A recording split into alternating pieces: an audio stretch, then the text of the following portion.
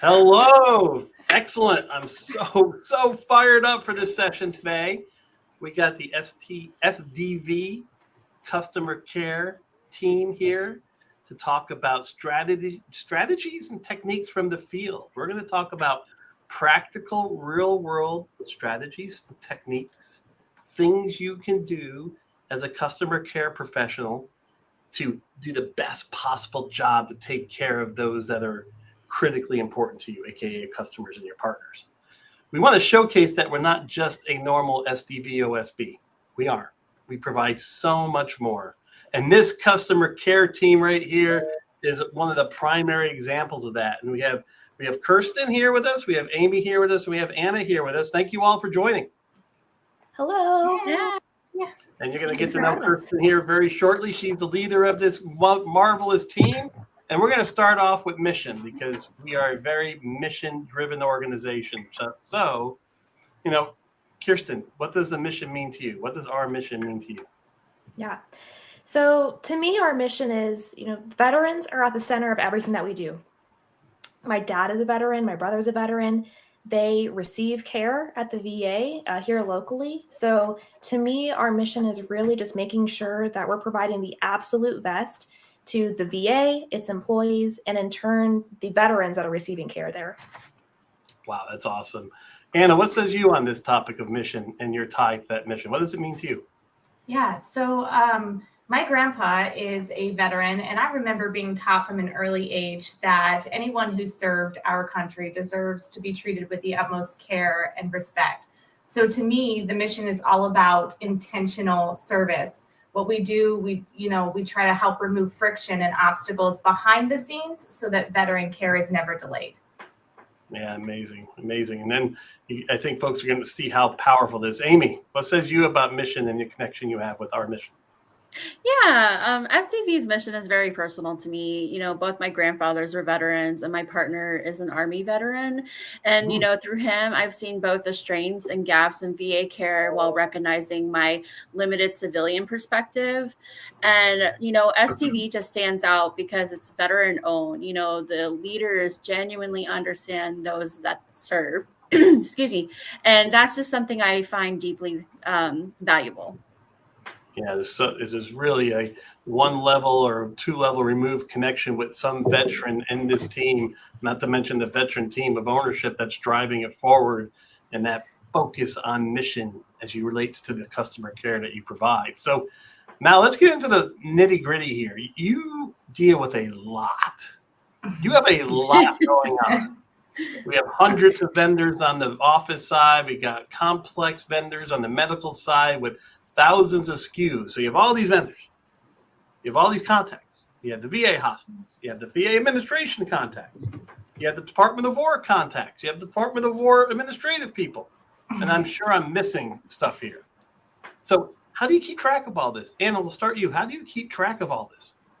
Yeah, it is a lot. We try to stay organized by building strong systems, and we standardize a lot of our processes to make it easier. We have a department manual that really outlines step-by-step procedures, along with shared contact sheets, templates to keep communication consistent and efficient. For example, when we onboard a new vendor, we're going to take a very intentional approach. We gather detailed information like key points of contact for orders, tracking, escalation procedures, along with their expected timeline for things. And then from there, a clear SOP is developed that covers how we communicate with both the vendor and the end user. And then all our contacts and vendor details are stored in our internal system. And we make sure that the correct point of contact is tied directly to each order. So that way, anyone on our team, or really anyone in the company, can identify who to reach out to at any given point. And this helps eliminate confusion and just keeps everything running smoothly as possible. That's a lot of structure there. Amy, what would you like to add to that? What are some thoughts? Yeah. So, overall, the department relies on multiple tools like Outlook, our customer relations management system, NetSuite, and we have regular external and internal communication to stay organized and just keep everything moving. Personally, I try to be really intentional about how I manage information, like keeping my contacts organized, setting reminders, and just staying on top of follow-ups so that nothing falls through the cracks. A big part of it is just consistent communication and staying connected with the right people. And honestly, just having that strong foundation of training has helped too, because it makes it so much easier to use tools effectively and stay ahead of things instead of just like playing catch up. Yeah. Kirsten, you started this whole thing. How did you start rocking and rolling with it? How do you keep up with all this? Yeah, the biggest thing is we want to keep it simple. We don't want to have things in too many places. I didn't want our team logging into 7 different systems when they came to work. So we keep it really simple. We have a very strong business system that we've been able to build out to our specifications, and that's an amazing key player and a key role in how we keep everything organized. And we just keep it simple. So we do have that really detailed manual. But at the end of the day, once you've got all those details down, we've got some really high level bullet points, and the team can look at those very easily. So keeping it all in one place, keeping it simple, that's a biggest strength that we have. Interesting. Got a balancing act between analog, the manual, details, digital, some of the technology. So Kirsten, I'm coming back to you, and you started this, you're the leader of the team. You've had to scale it. How much did technology play in that scaling? What type of technology are you using? You mentioned some of the tools, NetSuite, Amy mentioned that. I mean, you might talk about EDI and things of that nature. Then, of course, we want to hear about what you're doing with AI. So yeah, absolutely.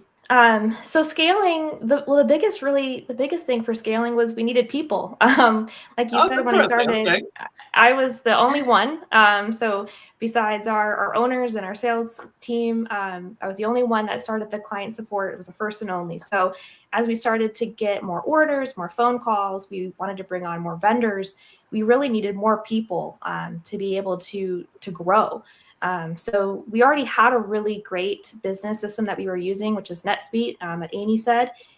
It's a really great powerhouse to hold everything from contacts, our finance stuff, but it really helps with the tracking of an order, items, descriptions, everything like that. So we really had to build that out to work with us. And then we added a cloud-based phone system that integrates with our other systems that we use. So Outlook and Teams, it integrates seamlessly within those. That's cool. Yeah. Very neat. And it's what we use every day. But also, again, we wanted to keep it at a minimum. So when we were looking at those tech things, we wanted to make sure that it already would work with the things that we were using. And now we have AI, this amazing tool that's having an AI story, right? Yeah. Yeah. So AI is coming into play, making our systems talk to each other. It's helping with automation. It's helping with efficiency, accuracy. It's taking a lot of that human error piece out of the equation. So it's a great resource for that. And it's also really helpful with data gathering for feedback, reporting purposes, things like that. So it's a really helpful tool that we're starting to use now. It's amazing. That's awesome. So now it's interesting. iSolix Technology, you brought it to people, right? Which is great because that's part of our mission is people. So technology is all well and good, just like you kind of talked through, but people side is so critical, right? So critical as you were talking through it. How do you see us maintaining our mission and how we interact directly with the stakeholders calling in? So Amy, I'm going to throw this at you first. Give us some thoughts on that. So, to me, the human side is the $1 million quality. It's how we show up with phone calls or even emails, just by listening and being empathetic and just making sure people feel heard. We have a lot of calls come in, and not everyone is like a straight answer or, nice and wrapped up like a perfect present. Exactly. There's frustration. All the stuff going on, right? Yeah, exactly. There's, comes sometimes frustration. So taking that extra moment just to communicate and connect with them really matters, because it's just, at the end of the day, it's just about treating people with respect and making sure they know that they're supported. That's awesome. Kirsten, your thoughts on this? You know, you mentioned a few items, but anything else you want to add on top of this people side in our mission? Absolutely, yeah. So what I said earlier, AI is great and it's helping so much with those small human error type things. But what we do is very nuanced. It's very specific. A human really does have to be involved and available to speak with the customers. And in my view, in a world that's becoming so tech dependent, that human connection piece is really lacking in a lot of companies. I've made the analogy to Lowe's. They've taken out, a lot of those those checkout lanes where you're interacting with a person. And it's all self-checkout. So we talked about how I just got lost in the Lowe's recently, and I don't hate going there now. Because what are you doing? It's daunting. It's like So yeah, I feel like we're reclaiming that. We're very human connection focused. So I really don't ever want to be in a place where the goal is to limit human interactions with customers. So that's my main goal with this department. That's awesome. Anna, what says you on this topic? Yeah, so I mean, as the girls have said, technology, it's ever evolving. It's not going to go away. But I think for us, at the core of our mission is how we show up for people, just like bedside manner is important in healthcare, and it's so important, right? Yep. I think we have a phone side manner at SDV that's just as critical, because every interaction that we have is just an opportunity for us to build that trust, for us to show empathy, or just simply to make the process as smooth and easy as possible for that person on the other end of the line. So, technology helps us move faster. It's helping us stay organized. But like Amy said, it's the human connection that really defines our service. And I think, honestly, it's important to all of us that we stay intentional in how we listen and communicate and respond, because that's how we're going to be able to reflect our mission in every conversation. That's a great point. Great point. So people are important, critical, right? Technology's there, but people are critical. So you have to hire people. Well, people don't magically appear like the stork and babies, like I was told by my parents. So hiring is hard. You have to it's hard to find the right person. It's hard to find someone who can handle the complex and complicated customer care challenges you folks face. So Kirsten, this is your team. What hiring tactic did you take to bring on such talented people? Resume requirements, interview tactics. What did you do? Absolutely, yeah. We have a really great HR team that compiles a lot of wonderful resumes. But when I'm looking through that, when I get down to what they say, these are some really quality candidates, I'm looking for that experience. We all have different backgrounds, but it's all within that customer service field. You're speaking to somebody, whether it be on the phone, email, in person, looking for that history and that experience there. That's my biggest thing that I look for. And then also we really drive home a couple of things whenever we go through our interview process. As we've said, and as you can tell, we're all very mission focused, and we really care a lot about what we do here. So that's the biggest thing. We drive home our mission, and if somebody doesn't resonate with that, then it's not going to be a good fit from the beginning, because we're all very passionate about it. So that's number one. Yeah. Yeah, Arlene talked about clarity, right? Keep going. By the way, keep going. And then this is the job, right? So we go into detail about what the job entails, so much as to actually show somebody a day in the life. We show them the systems that they're going to be working through. We show them where they're going to be sitting, the people that they're going to be working with. So that way, when they show up, if they accept the job, they show up for that first day, there really shouldn't be any questions about what they're going to be doing. Yeah, that's important, right? Clarity, understanding. You can see it. This is what's happening. So now we have two people who lived it. So we'll start here with Anna. Anna, based on your experience in the hiring process, what makes it work? What makes it work from your perspective? I think at some point, every recruiter is going to face that same dilemma of, do we hire someone who already has the skills, everything needed for this specific role or niche, or someone with the right mindset who is trainable and they want to learn and grow into the role? And I think it's both. You want somebody with, like Kirsten said, that customer service background. But I think from my perspective, it's less about finding someone who checks every technical box and more about finding the right mindset, because the best hires aren't just capable, they're going to be committed.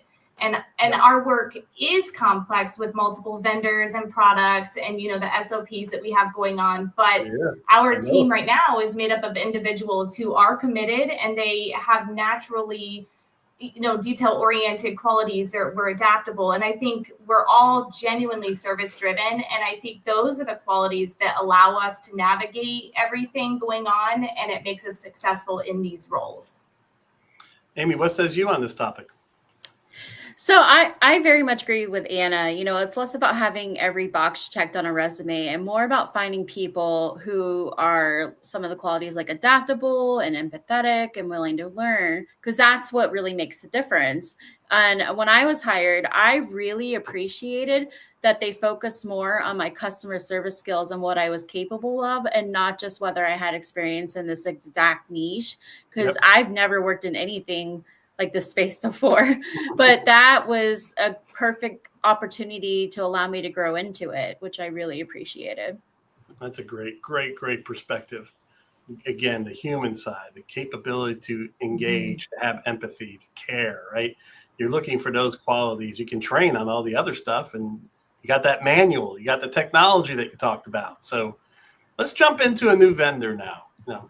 We want to showcase ourselves, show that our potential vendor partners what we can do. So what can a new vendor partner who picked us as their SDV OSB expect from the customer care team? Kirsten, this is your team. What's your thoughts? So when we onboard new vendors, it's very intentional. Like Anna has said, we're very intentional about the vendors that we partner with, but they're going to see a lot of teaching, because some vendors have never worked with a VA before. So we're going to help them understand how to work with the government and how their processes work, how SDV works.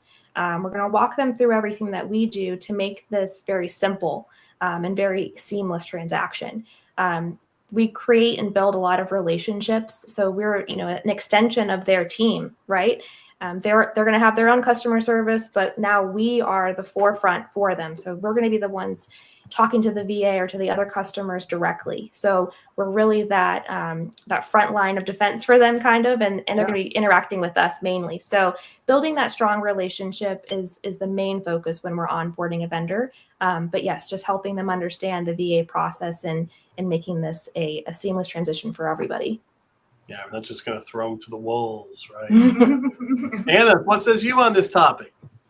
Yeah, I mean, they're going to be able to expect a high level of dedication from us, as well as communication and service. Our goal is obviously to create a seamless experience for the VA and DoD, but we're equally focused on providing that same clarity and consistency to all of our vendors. Because as Kirsten said, we are essentially an extension of their team. You know, we're representing their products and managing communication and ensuring orders move efficiently from start to finish. So, I mean, this means we have to be proactive and responsive and, you know, transparent every step of the way. And I think at the end of the day, our goal is alignment, making sure that everyone, vendor as well as end user, and even us as a team, everyone just feels supported and informed and set up for success. Excellent. And then Amy, your thoughts? So, you know, just like our longstanding vendors, new partners just can expect to be welcomed with open arms by us. You know, we're very committed to treating every partner with the same respect, responsiveness, and just professionalism that we expect from ourselves. You know, building that strong relationship and making it grounded in trust and mutual success is what makes us separate from other SDV OSBs.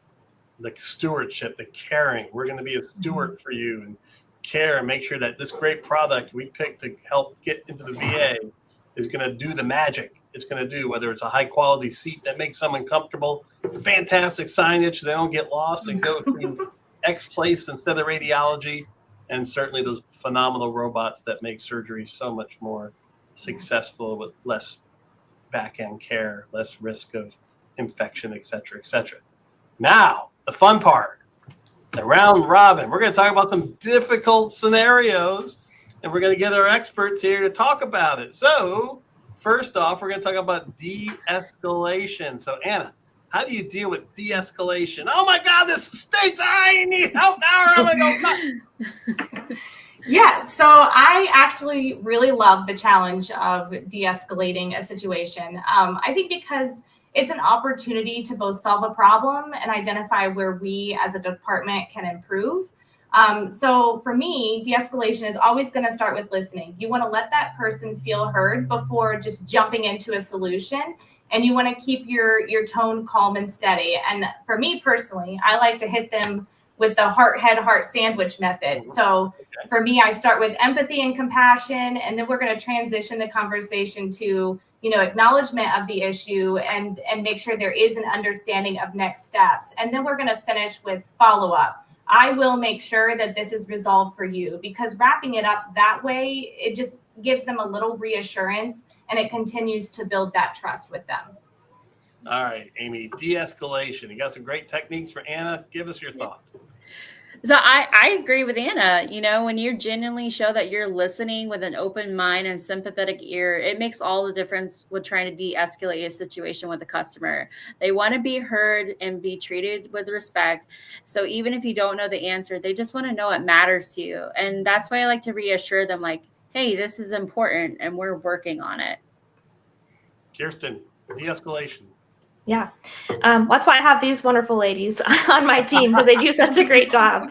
But when I go into de-escalation, I got to make sure that I'm in the right headspace. So I always take a nice deep breath, make sure I'm calm, make sure I understand as much as I can going into the conversation, if possible.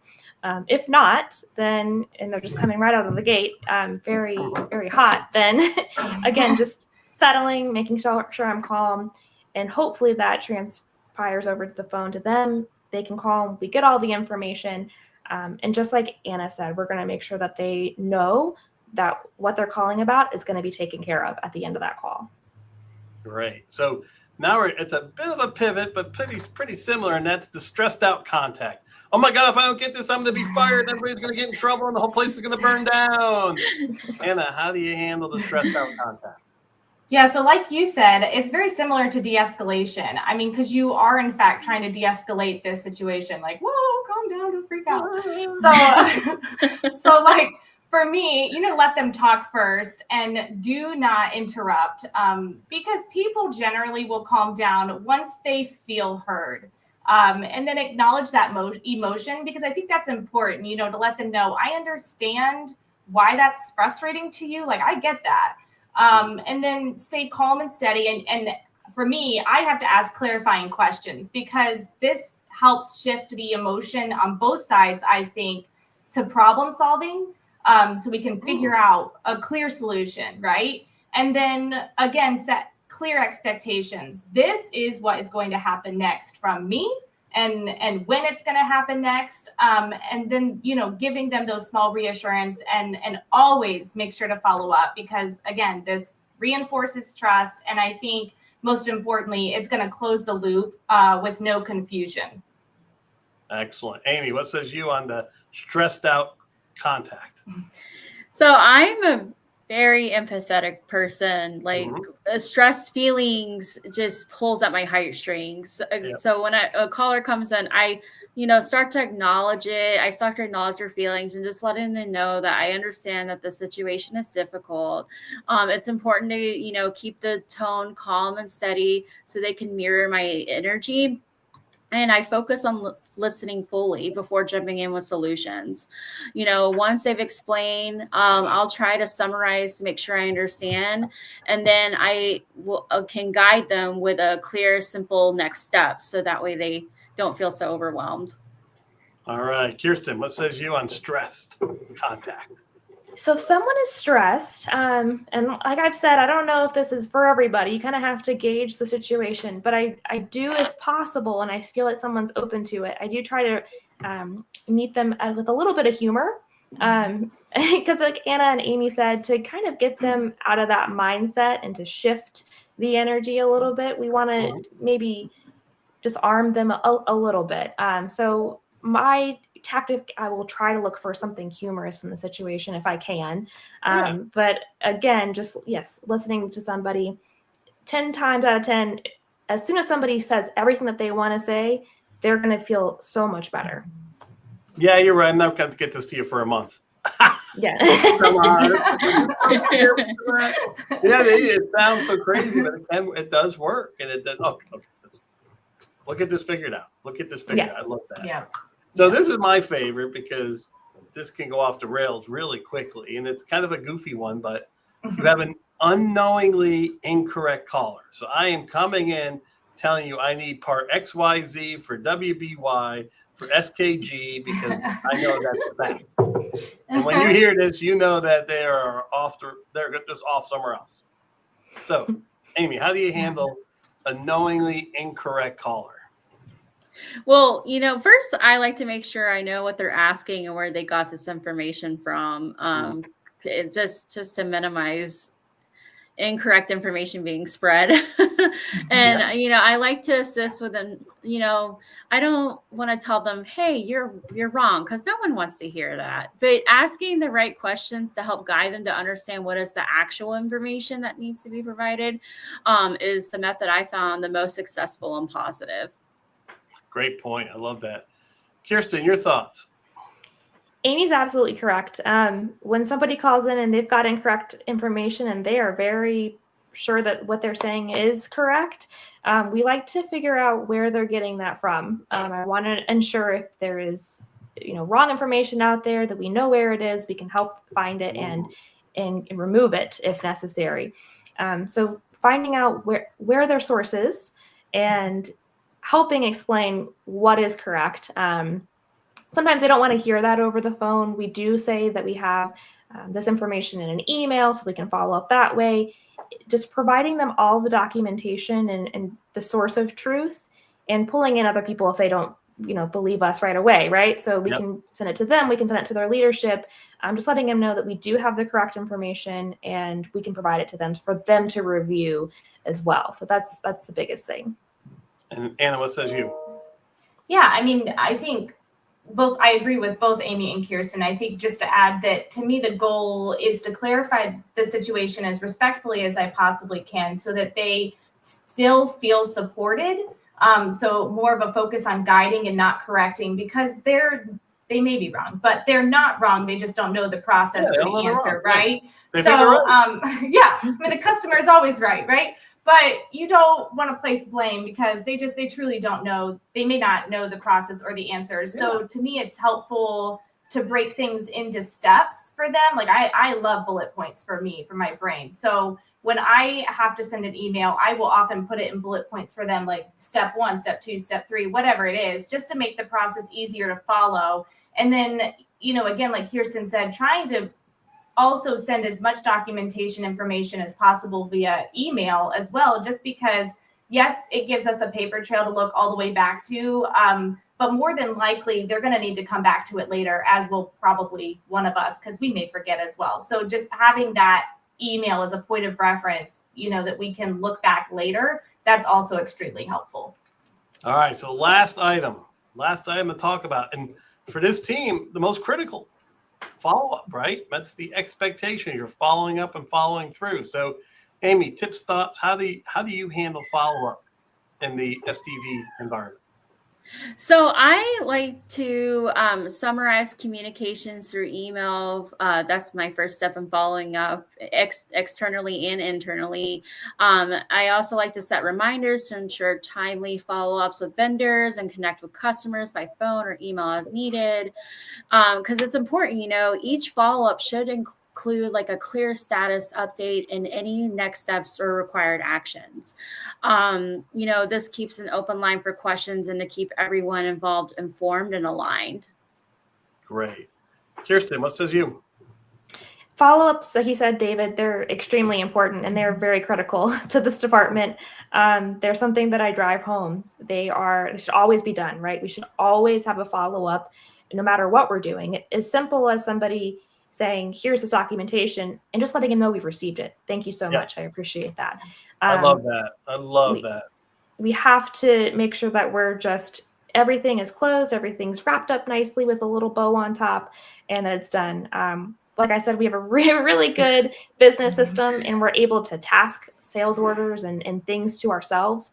That helps tremendously with follow-ups, because then we have a task list that we can say X, Y, and Z needs to be followed up, or they're still pending. So follow-ups are the lifeblood of this this department. And you're teaching others that if they have a customer care department, that's just as critical. Mhm. Anna, last but not least, close us out on follow-up. Yeah, I mean, I think the team knows that I believe there's no such thing as too much communication, or honestly, too much information that you could give someone. I mean, I've often told Amy many times, TMI to me stands for tell me immediately. And tell me often, honestly, like keep telling me.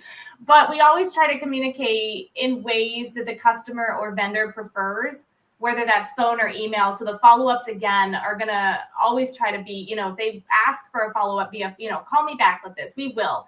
But we will also make a point to follow up in writing, just so we have full communication coverage. Because again, I think it's really about wrapping everything up in a nice package with a clear bow, just so there's no confusion, no loose ends. Everyone knows what exactly needs to happen, what the next steps are on both sides.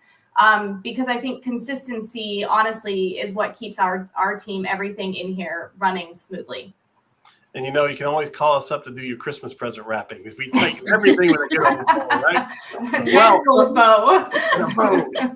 This has been phenomenal. Thank you for your experience, your knowledge, sharing this knowledge, providing tips and tricks, and thoughts. I mean, we certainly, I know at SDV, we're lucky to have the three of you and Carmen on the team as well. And you can hopefully the vendor partners who want to work with us see this as well. Thank you very much. Thank you. Thank you.